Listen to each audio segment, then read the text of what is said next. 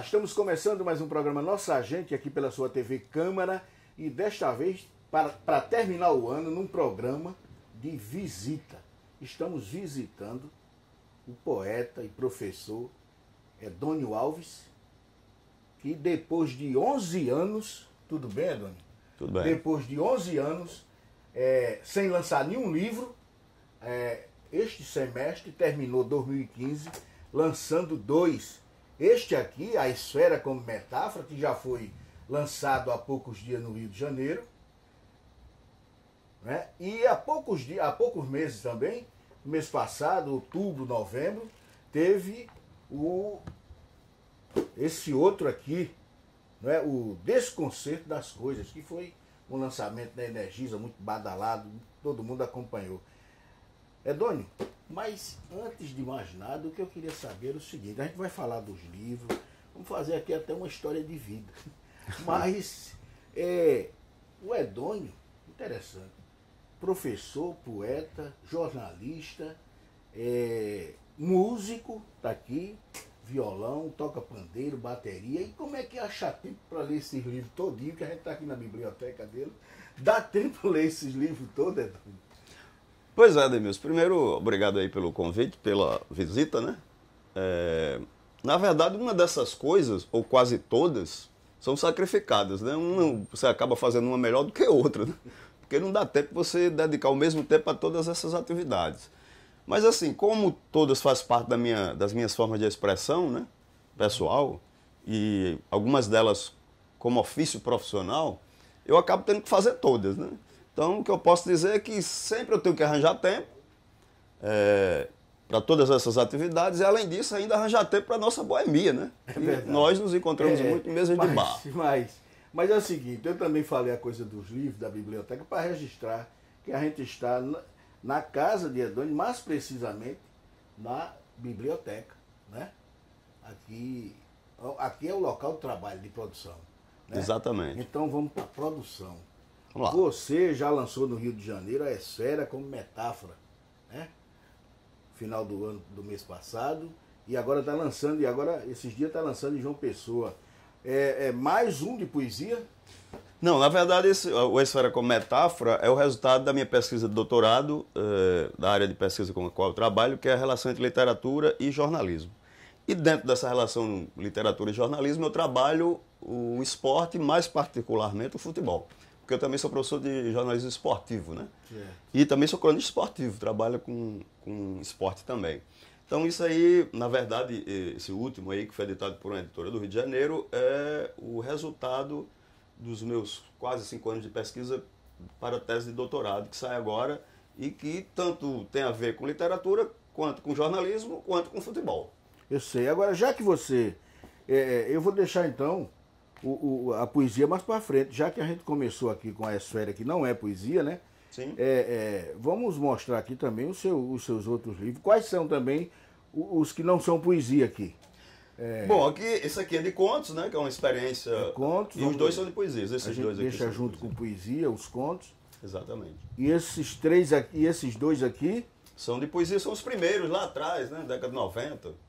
Começo da produção mais poética. Esse trabalho aqui jornalístico, do doutorado, né? Eu gostaria que você falasse mais um pouquinho dele, assim, porque, afinal de contas, é uma coisa que pode servir para muita gente que está produzindo outras coisas. Exatamente. E eu acho que serve mesmo, porque tem uma gama muito grande de jovens aí fazendo mestrado, doutorado, bem mais do que como é que você começou isso aqui, em que consiste mesmo esse trabalho? Esse lançado no Rio, né? Ok. Bom, é o seguinte, como eu te falei, eu gosto sempre, na minha vida foi assim, na minha carreira profissional foi assim, de juntar as coisas que eu gosto, né? Então, como eu sou jornalista, eu gosto de jornalismo, gosto de futebol, né? Resolvi juntar as duas coisas numa pesquisa, até porque pesquisa é um negócio extremamente trabalhoso. Se você não trabalhar com algo que você gosta, aí complica pra caramba. Então a ideia é o seguinte, eu resolvi estudar, pesquisar a presença do tema futebol na literatura brasileira no gênero conto. Então eu peguei desde o primeiro conto escrito sobre futebol no Brasil, que é de Lima Barreto, 1915. Fiz uma pesquisa da entrada desse tema através do jornalismo, porque ele entra através do jornalismo, depois é que ele vira tema literário, nesse percurso de 1915 até 2015. Então são 100 anos da presença do futebol na literatura brasileira, onde eu vou apontando isso historiograficamente, né? Autor por autor. Então é uma pesquisa realmente muito É uma pesquisa vasta. extremamente longa e trabalhosa. E depois, já está inclusive pactuado com a própria editora, junto com esse livro vai sair um guia do tema do futebol na literatura brasileira, onde vai exatamente elencar como se fosse um dicionário, autor por autor, entrada por ordem alfabética, de todos os escritores brasileiros que escreveram ficção tendo o futebol como tema. Então foi essa preocupação que eu tive. É uma pesquisa absolutamente inédita, é da área de letras, inclusive, né? Eu fiz em letras. Não tem isso no Brasil, esse mapeamento, digamos assim. Então é a contribuição, né, da minha pesquisa para os estudos, digamos, do campo do futebol no Brasil, aliado à literatura. Né? Legal, então quem desenvolve até outro tema, por outra linha, né, por outro caminho, mas sendo futebol, né, na literatura brasileira, está aqui uma boa referência no caso. Vai encontrar aí os caminhos das pedras. Agora você, né? Lima Barreto se metia também com o futebol? Pois é, o Lima Barreto, inclusive, ele se metia pelo lado contrário. Né? Ele foi uma das pessoas no Brasil que era extremamente contrário à entrada do futebol no Brasil. E era? Exatamente. O Lima era polêmico, né? Pois é, e o conto dele é exatamente a tentativa de já discutir essas questões na ficção, né? Uhum. Porque ele achava que o futebol era, primeiro, e era mesmo, era um esporte elitista, né? Ele, como negro, né, tinha uma preocupação muito grande com a questão da escravocracia, digamos assim, que acabara de sair do Brasil, e achava que o futebol seria, mais uma vez, um espaço em que os negros seriam utilizados como mão de obra barata, que, aliás, em grande parte ele teve razão e até hoje tem. Eu acho que ele errou na previsão que ele fez de achar que o futebol não pegaria. Né? Aí ele errou feio. Errou, com certeza. Mas ele foi sempre... Agora, apesar dos grandes líderes, dos grandes craques e coisa e tal, não deixa de ser também um espaço de escravatura, porque muita gente, a gente vê os craques aí, fulaninho, beltraninho, milionário na Europa, mas muita gente fica pelo caminho dessa história de futebol, né? Sim. Muita criança que deixa Sim. de estudar, se dedica a isso e não vira um Ronaldinho, um Ronaldão, e aí já houve matéria sobre isso, inclusive na própria Rede Globo. Agora, Machado de Assis também entrou nessa temática, não, ele escreveu. Machado não entrou porque ele morreu em 1909, né? E o futebol do Brasil começou a se popularizar exatamente nessa década aí, em 1910, 1920. Então, assim, o Machado, infelizmente, né? Não Porque ele tocou tocava em tudo, né? Pois é. Jogava em todas Mas as... aí coincidiu com o final da vida dele, né? Essa popularização maior do futebol. Exato, Agora, e essa pesquisa, ela começa desde lá e vem até quando? Ela para, na tese, ela para em 2009, mas para o guia que eu estou te falando, que eu estou aprontando ainda, eu estou exatamente atualizando até 2015, porque faz os 100 anos do primeiro conto, que é o de Lima Barreto, que chama-se A Biblioteca, que é escrito em 1915 e faz exatamente 100 anos em 2015. Então eu vou tentar atualizar até 2015. Ah, tá. Então, então é capaz de entrar alguma crônica sobre o 7x1, né? Não queria nem falar nisso, mas... Na verdade, não é crônica, é conto, né? É conto Tá, de ficção. contos, Se perdão. for mexer com a crônica, você não para nunca. Porque tomara que ninguém faça nenhum conto até lá. Pode ter certeza que vou fazer. Não tenha dúvida disso. Não, mas bom. Bom, esse é o livro que foi lançado no Rio de Janeiro. Eu vou mostrar novamente. Que é uma temática importante para a juventude trabalhar, inclusive em outros temas relacionados ao futebol. Eu vou deixar a poesia para depois, como já disse. Agora, esse aqui é poesia também. Esse aqui é contos. E esses dois poesia. Poesia. Esses três aqui vamos deixar para depois. Que conto, né?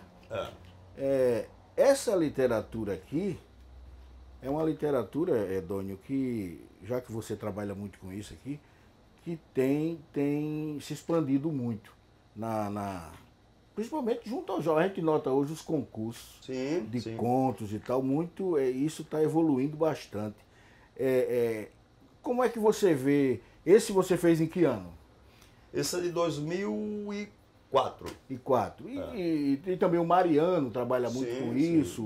Temos vários escritores. De Fernandes, né? Temos vários aqui. Então, bons, inclusive. Como você avalia o conto hoje na Paraíba? Você que acompanha também essa literatura. Pois é, o gênero conto na literatura, eu acho, ao lado do romance, talvez seja os gêneros mais difíceis. Eu não diria difícil porque é complicado você saber o que é difícil em arte, né? Mas mais trabalhoso, digamos assim, né? Porque é um gênero em que você tem que contar algo que tenha começo, meio e fim num espaço pequeno, né? Por exemplo, quando você escreve um romance, você tem que fazer essa mesma coisa, mas você não tem um espaço enorme para... Um contão, digamos. Um contão, né? Para fazer. O conto não. O conto você tem que fazer a mesma coisa, criar a mesma, digamos, empatia com o leitor, o mesmo interesse que o leitor comece e termine de ler tranquilamente. Prender o leitor. Dentro de um espaço menor, né? Uhum. Então, assim, é muito trabalhoso, complicado. E nós temos aqui na Paraíba uma tradição já legal de escritores, contistas bons, muito bons, né? O Mariano é um deles, você citou agora. Tem o Barreto, Rinaldo, né? O Rinaldo. Tem o Barreto, que já morreu, né? Tem uma editora também, que era da Universidade Federal da Paraíba. Tem Braulio Tavares, né? Tem, digamos assim, alguma tradição já bastante importante aqui na Paraíba de pessoas que escrevem conto. Então, acho que dentro da literatura paraibana o conto é bastante representativo, né? Uhum. E agora, aos poucos, está chegando o romance também. Né? E eu te falei isso porque você é jornalista e tal, da área acadêmica, inclusive, mas do batente também, durante muito tempo, a gente via muita coisa relacionada à crônica, que ainda está. Mas a gente tem percebido a presença de contos até em jornais semanais, exatamente, periódicos semanais. Correio das Artes, né? Tem aumentado bastante isso e tem atraído muito a juventude, porque eu acho que talvez tenha a ver também com a internet, né? Essa coisa da leitura mais rápida e tal. Já foi até publicado aí muitos, o micro-conto. Também está com me lembrei agora falando isso do Rinaldo de Fernandes também, que é um escritor que tem romances, mas também tem contos, e ele é especializado exatamente no mini-conto. Uhum. Veja só, você, na parte do jornalismo, depois dessa ingerência, depois de muito tempo, já com doutorado e tal, como é que você olha assim um pouco para trás, sem ser no sentido pejorativo, no bom sentido, olha para trás assim, em relação ao tempo que você participou de dentro das redações, aí olhando para trás, como é que você vê o jornalismo hoje? Mas tu diz isso, daqui a pouco a gente vai dar um intervalo e volta já.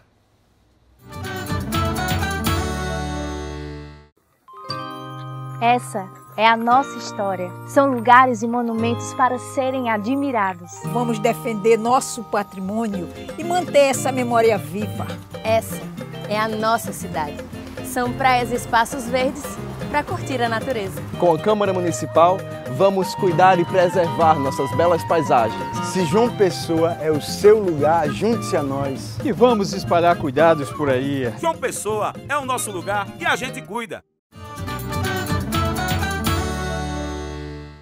Olá, estamos de volta com o programa Nossa Gente, aqui pela sua TV Câmara.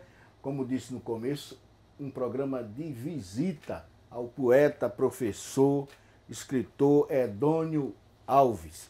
E no primeiro bloco, no final do primeiro bloco, a gente fez apesar dele ser um camarada muito jovem ainda, mas eu provoquei ele a fazer uma reminiscência do tempo antigo, o tempo que era da redação do jornal, os anos 80, né?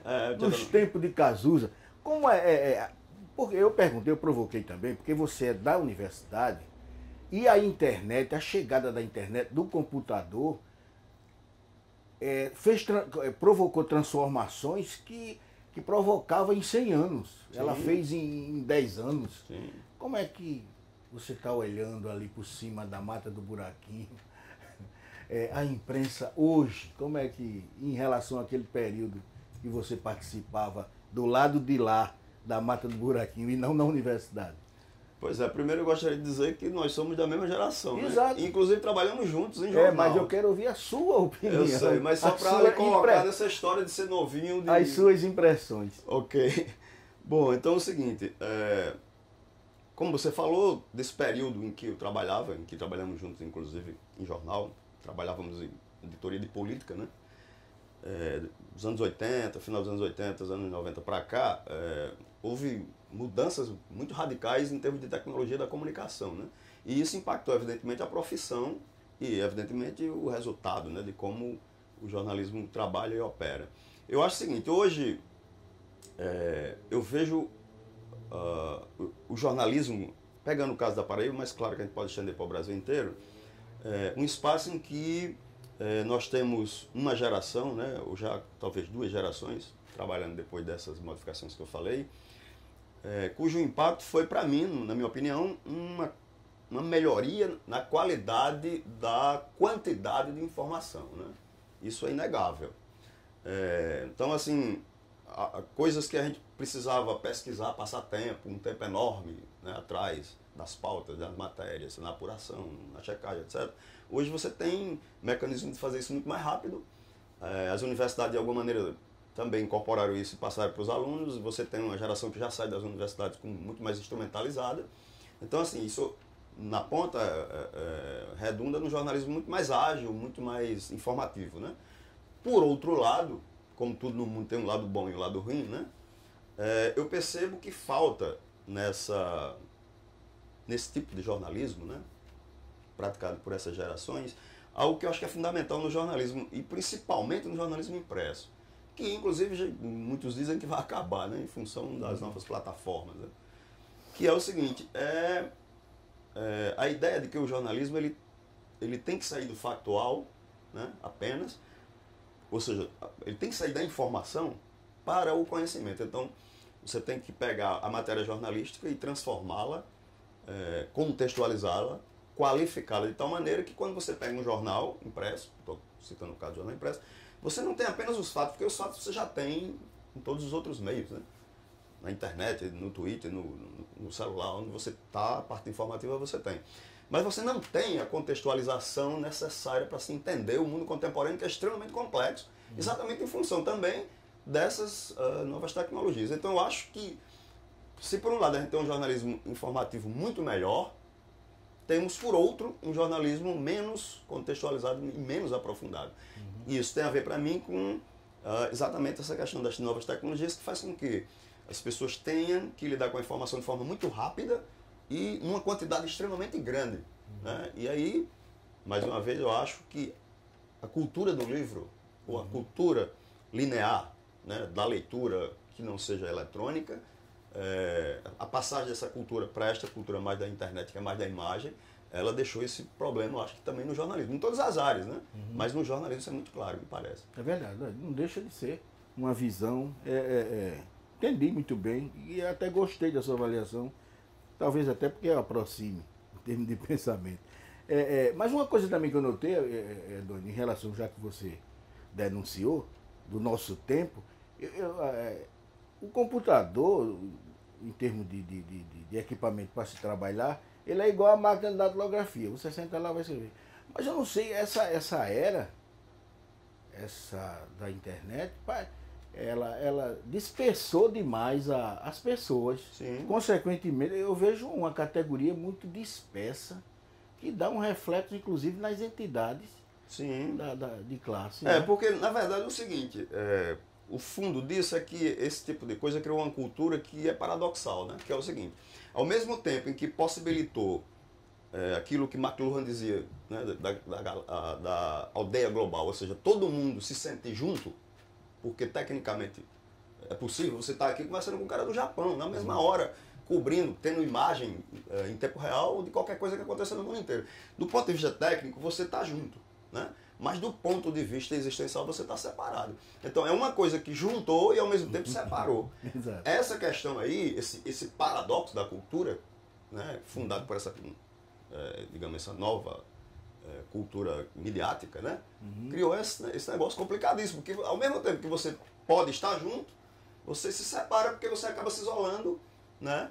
Num computador em casa, numa ilha, conversa com todo mundo, mas virtualmente, dá a sensação de que você está junto, mas na prática você não está junto, porque cada um está do mesmo jeito que você, então você está atomizado, né, na verdade. É verdade. É muito esquisito isso. Nós estamos juntos de Sichuan, mas distante nós dois. Né? Pois é. Fica uma coisa meio assim. É meio esquisito. Agora vamos seguir. Dava pra gente conversar muita coisa de jornalismo aí. É verdade. Explorar a sua experiência lá na universidade também. Mas vamos pra poesia, porque você, nesse final de ano aí, nesse 2015, badalou a metade do semestre com um livro de poesia, né? Sim. Que foi o Desconcerto das Coisas. Que, aliás, é um título bastante atual, né? Exato. Mas fala um pouco desse livro aí, porque tem muita gente que talvez não tenha a poesia em relação a esses outros. Pois é, interessante que a sequência da nossa conversa ela é muito pertinente, porque me parece que a poesia talvez seja a linguagem ou o meio mais apto a fazer o movimento contrário do que eu estava dizendo. A poesia, por ser uma linguagem primordial, né? Uma linguagem primeira, uma possibilidade de se conversar as coisas de uma profundidade muito maior do que no jornalismo, por exemplo, ou nos outros meios que a gente estava comunicando, me parece que a poesia é a grande linguagem que pode novamente juntar as pessoas. Tomara. Pois é. Eu sei que cada vez mais, por conta disso que a gente estava falando, as pessoas se afastam também da poesia. E não é gratuito. Se afasta da poesia porque está se afastando das pessoas, como a gente estava falando. Exatamente. Então, o trabalho, estou dizendo isso, né, como introito, para dizer que o livro ele é uma tentativa, né, o Desconcerto das Coisas, através da poesia, de eu tentar discutir um pouco essas grandes questões humanas, né, do ser humano, que é como se relacionar com o tempo, né, com a morte, com o fato de que as coisas são fugidias, elas são e não são simultaneamente, ou seja, com as grandes questões da humanidade, que esses tempos modernos ou pós-modernos já nos colocam como questões, tal qual eu apresentei há pouco. Então é um livro que eu tento tratar desses temas a partir de uma linguagem que toma dois campos de saber juntos, que é a filosofia e a literatura, para discutir esses temas a partir de um texto que eu tento que seja coloquial, né? Quase que literatura popular, porque assim, em cada poema eu termino com 2 versos que começa o outro, aí os que terminam começa o outro. Então eu crio uma narrativa em que é possível você tratar dessas questões maiores, né? Do ser humano. Né? Uma poesia chama a outra como uma conversa chama a outra. Exatamente, a ideia é então essa conversa foi chamada por essa aqui, foi... Esse é de poesia também anterior, né? Também. Os Amantes de Orfeu.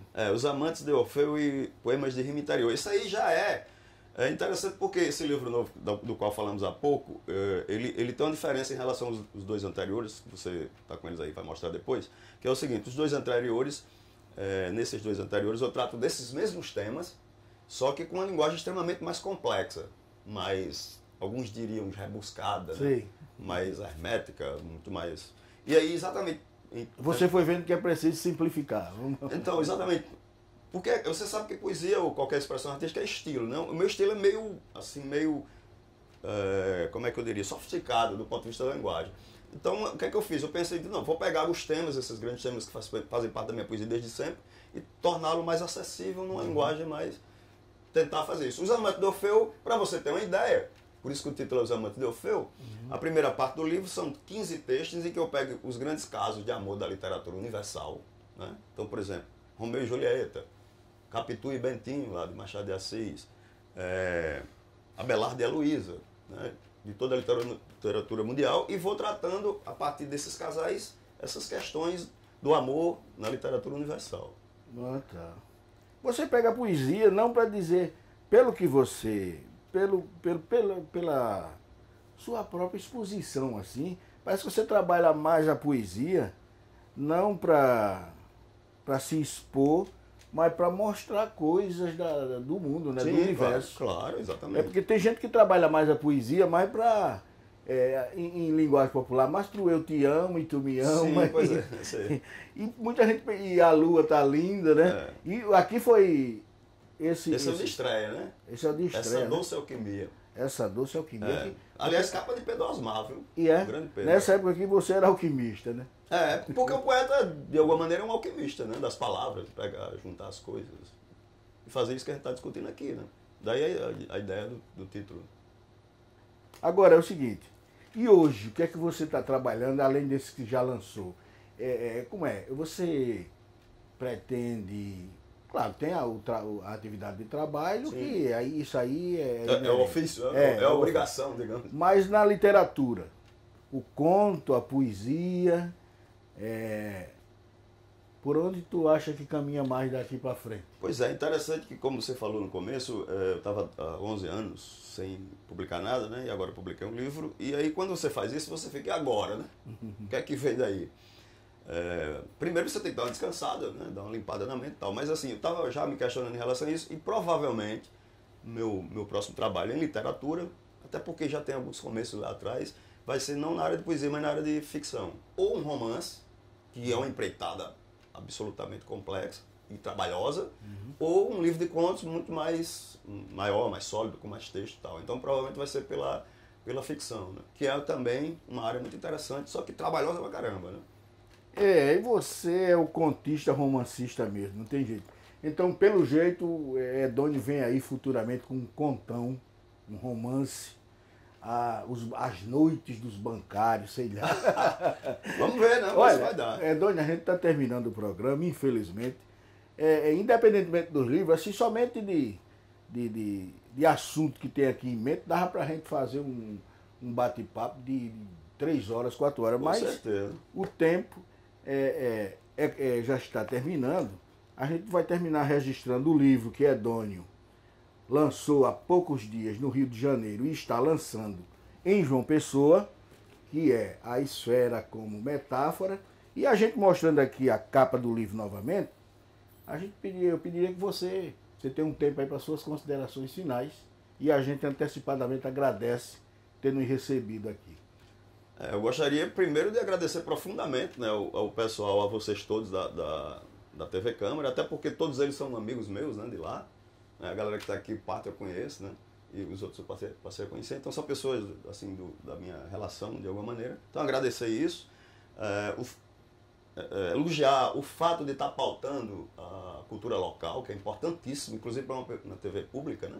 Importantíssimo. Então gostaria de agradecer o espaço, agradecer a visita, né? Física, mais do que virtual, né? Porque a gente conversa muito pelo Facebook, etc.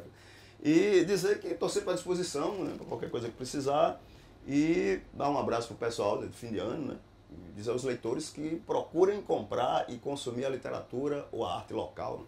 Seja na música, na poesia, nas artes plásticas, mas a Paraíba é extremamente rica em arte e cultura, né? E é interessante e importante que os cidadãos paraibanos conheçam os nomes dessa cultura e dessa arte. E como a gente está em final de ano, um abraço para todo mundo, Feliz Natal para todos, um bom ano de 2016. E é isso, o recado é esse. Muito obrigado a todos. Em outras palavras, o que ele disse ainda agora em poucas palavras, larga o celular, rapaz. Volte para o livro. O livro é bem melhor, né, para a gente aprofundar conhecimento. Edônio, obrigado de novo. Até o próximo programa.